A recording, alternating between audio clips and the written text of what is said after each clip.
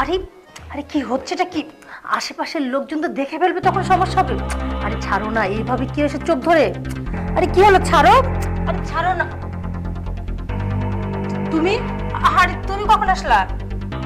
এই তো এইমাত্র আসলাম, তোমাকে সারপ্রাইজ দেবো বলে, না বলে চলে আসলাম। সারপ্রাইজ দিই? বাড়ির কাজ এখনো শেষ হয়নি, সারপ্রাইজ দেওয়ার জন্য মন চাইলো আর চলে আসলা? আরে বাড়ি গাড়ি তো হবেই, কিন্তু আমি আমার এই লক্ষ্মী বউটাকে ছাড়ে না থাকতে পারলাম না, তাই চলে আসলাম। ছাড়ো তো, এসব আদিক্ষেতা না আমার একদম ভালো লাগতেছে না। হ্যাঁ, তো হুটহাট করে চলে আসলো, বলা নাই কর নাই, তার উপরে সে আদিক্ষেতা দেখাচ্ছে। ঠিক আছে, আসছো যখন ভালো করছো, তো এইখানে দাঁড়ায় কি করবে? যাও রুমে ঢোকো। আচ্ছা ঠিক আছে, রুমে যাচ্ছি, তার আগে বলো বাবা কোথায়? বাবা আর কোথায় থাকবে? সারাদিন কি একটা মাস রুমের মধ্যে থাকতে পারে? নিশ্চয় বাইরে কোথাও ঘুরতেছে। আর তাছাড়া তো আমি সারাক্ষণ তার বাবার পিছ পিছ ঘুরি না, সংসারের কাজগুলো না আমাকেই করতে হয়। আচ্ছা ঠিক আছে, তুমি ব্যাগটা নিয়ে রুমে যাও, আমি বরং বাবাকে খুঁজে আসি, বাবার সাথে দেখা করে আসি। যাও, তাই করো। আসার আর সময় পাই না, মন চাইলো আদিক্ষেতা দেখাইতে দেখাইতে একা চলে আসলো। বলে করে আসলে কি এমন হইতো? তো চলো আমার। গোলে মালে গোলে মালে পিরিতি কইরো না। বাবা, কিরে সাব্বির, তুই হঠাৎ করে না জানায় চলে আসলো মানে? এই তো বাবা, তোমাদেরকে সারপ্রাইজ দেবো বলে না জানিয়ে চলে আসলাম। তুই সারপ্রাইজ দিবে রাইছিস, আর এদিক বাড়ির কথা চিন্তা করেছিস? হ্যাঁ, এখনো আর একটা ঘর কমপ্লিট করা লাগবে, সে চিন্তা তোর মাথায় নেই? তুই হুট করে না জানায় চলে আসবি? বাবা, বাড়ির কাজ তো টাকা পয়সা যা লাগে সব পাঠাই, আর আসলাম কিছুদিন ঘুরে আবার যায়, পরবর্তীতে সব কাজ করা যাবে। এখনো মানুষের কাছে আমি অনেক টাকা ঋণী, এই ঋণগুলো শোধ করতে হবে না? হ্যাঁ, তুই আর 2 বছর থেকে আসতি। বাবা, ঋণ না আমি শোধ করলাম সব। ওই একজন তো না, আরেকজন পায়, তুই জানিস না? তোকে বলিনি? তাহলে সে টাকাগুলো তো দিতে হবে। হুট করে বাড়ির প্রতি তোর টান হয়ে গেল কেন? আর 2 বছর থেকে আসতে পারে, আমার সমস্যাটার সমাধান হয় না?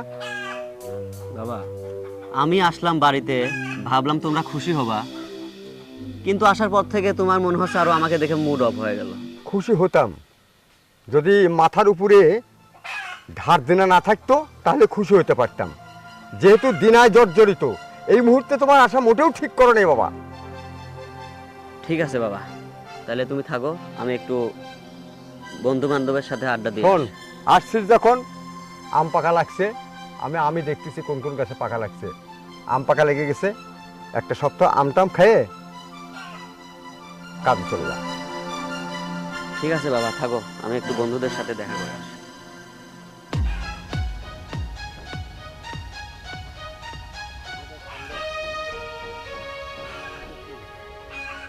ঠিক আছে, আসছে যখন আমটাম খায় চলে যাক। ওরে পিরিতি কাঁঠালের আঠারে, এ আঠা লাগলে তো আর ছাড়ে না।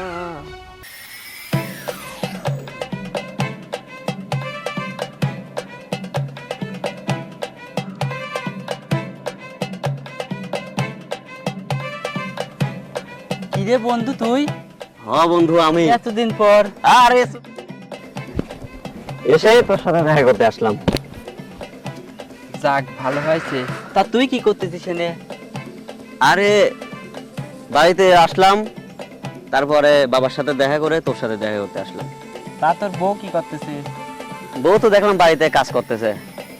বিদেশ দিন তো তারই তুই সবকিছু শুনেই আইছিস নাকি? আমি তো হুট করে সবাইকে না জানিয়ে সারপ্রাইজ দেওয়ার জন্য চলে আসছি। আরে তোর বাড়ির যে খেলা চলতেছে তুই জানিস নি? হ্যাঁ, খেলা তো চলতেছে, বিশ্বকাপ খেলা চলতেছে, খেলা আমার বাড়ি কে সারা বিশ্বেই চলতেছে। আরে এই খেলা সেই খেলা না, এই হচ্ছে নেপাল বিশ্বকাপ। দেখ মহাসেন, এত ঘুরিয়ে পেঁচিয়ে না বলে সোজা সাপটা বল, কি হয়েছে বল। তাহলে সোজা সাপটাই বলে, তোর বাপের সাথে তোর বউর সম্পর্ক আছে, সারা দেশের লোক জানে, আর এটি তুই জানি আসিস নি বিদেশ দিন। মানে দেখ মহাসেন, কথাবার্তা সাবধানে বল। তুই আমার বন্ধু, বন্ধুর মতো থাক, শত্রু হওয়ার চেষ্টা করিস নি। তোর কয়েকদিন গেলে তুই এমনি বুঝতে পারবি না। ধ্যাৎ, তুই বন্ধু নামে একটা কলঙ্ক। তোর জন্য একটা গিফট আনিছিলাম বিদেশ থেকে, ভাবলাম দেবো, তোকে আর গিফটই দেবো না। তুই থাক, তোর সাথে আমার কোনো সম্পর্ক নাই। যা। শোন বন্ধু, আমি তো উচিত কথা কই, উচিত কথা তো দাম কোনো সময় থাকে না।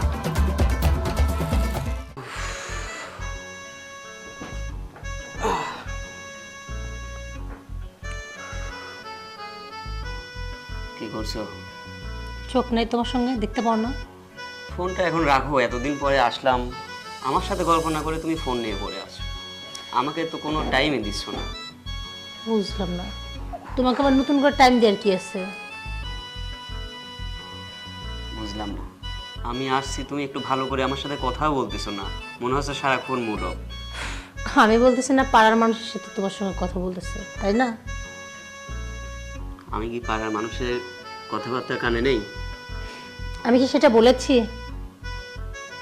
আচ্ছা যাই হোক, ঝগড়া বাদ দেই। এতদিন পর আসলাম, আমাকে একটু ভালোবাসা দাও। আদিক্ষেতা বাদ দিয়ে না, রাত অনেক হয়ে গেছে, ঘুমায় পড়ো। আদিক্ষেতা কিসের? আমার বউকে কি আমি একটু পার্সোনাল ভাবে পেতে পারি না? আমার শরীরটা ভালো নেই, ঘুম পাচ্ছে, ঘুমাতো। আর তাছাড়া এমন তো না যে তুমি সকালেই চলে যাচ্ছ। সরো, আরে সরো তো। সারাক্ষণ গল্প করো।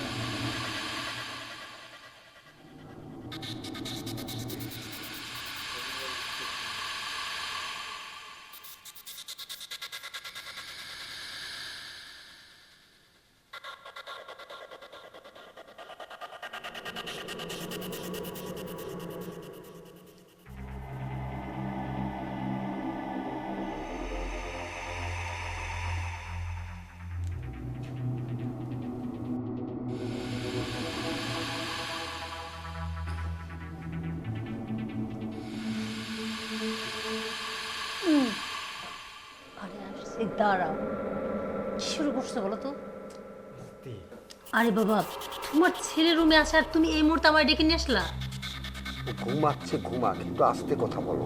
তুমি বিষয়টা বুঝতে পারতেছো না। বাইসেন্স যদি তোর ঘুম ভেঙে যায় আর তারপর যে আমাকে পাশে না পায়, তাহলে তারা সন্দেহ করবে। তুমি জানো, ও আসার পর থেকে এমনিতে আমাকে সন্দেহ করতেছে। আস্তে কথা বলো। আচ্ছা, আমি আস্তে কথা বললাম, কিন্তু আমি বলি কি, ও আসার পর থেকেই না আমাকে সন্দেহ করতেছে। ও আমার বলছে আমি খুশি হইনি। তার উপর যদি দেখে যে আমি নেই, তাহলে সন্দেহ বাড়বে না? আর যদি কোনোভাবে বুঝতে পারছে আমি এই রুমে, তাহলে বুঝতে পারতেছি কি হবে? দেখবে না, আমি তোমাকে বলছি দেখবে না। আমি বেশি সময় নেব না তো, সামান্য সময় দুজনে একটু খেলবো, তারপরে তোমাকে ছেড়ে দেবো, খুব তাড়াতাড়ি ছেড়ে দেবো। শোনো, যেটাই করো সাবধানে, হ্যাঁ? কারণ মনে রেখো, কোনোভাবে না আমাদেরকে ডাউট করতে দিলে কিন্তু চলবে না। কারণ ও যদি কোনোভাবে বুঝতে পারে তোমার সাথে আমার কোনো সম্পর্ক আছে, তাহলে তো বুঝতেই পারতেছো। শোনো, ওকে তো 1 সপ্তাহের মধ্যেই আমি আবার বিদায় করে দেবো। এই সত্যি? তোকে বলছি তো, যে আম পাকা লাগছে, হ্যাঁ, একটা সপ্তাহ আম খেয়ে কিন্তু কর্মস্থলে চলে যা। যাক, একদম ঠিক কাজটা করছো। আমারও না ও আসার পর ভালো লাগতেছে। বিদেশ ছিল, ওই তো ভালো ছিল। আমরা দুজন যখন যা ইচ্ছা তাই করছে। চলো, আমরা এখন আমাদের স্বপ্নের সাগরে চলে যাই। বাহ বাবা,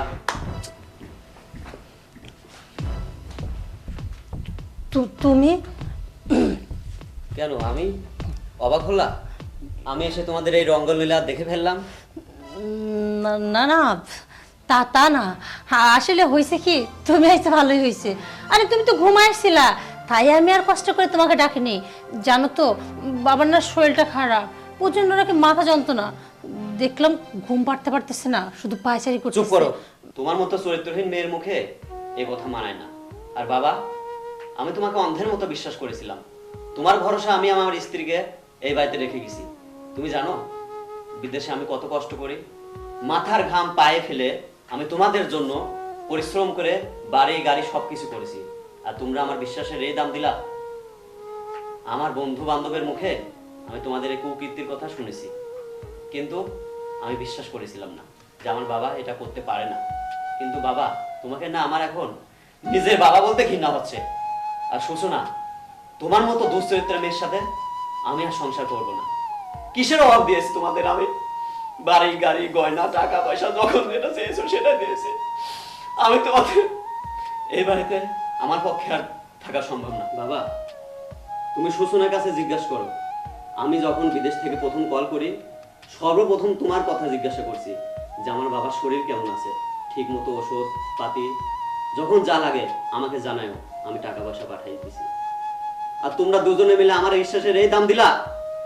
তোমাদের জন্য আমি কত কষ্ট করেছি, প্রবাসে মাথার ঘাম পায়ে ফেলে আমি পরিশ্রম করে তোমাদের জন্য টাকা পয়সা পাঠাইছি। আর নিজের চোখে যেটা দেখলাম, এরপর থেকে এই বাড়িতে থাকা আমার পক্ষে সম্ভব না। বাবা, তোমরা থাকো, আমি যাই। তারা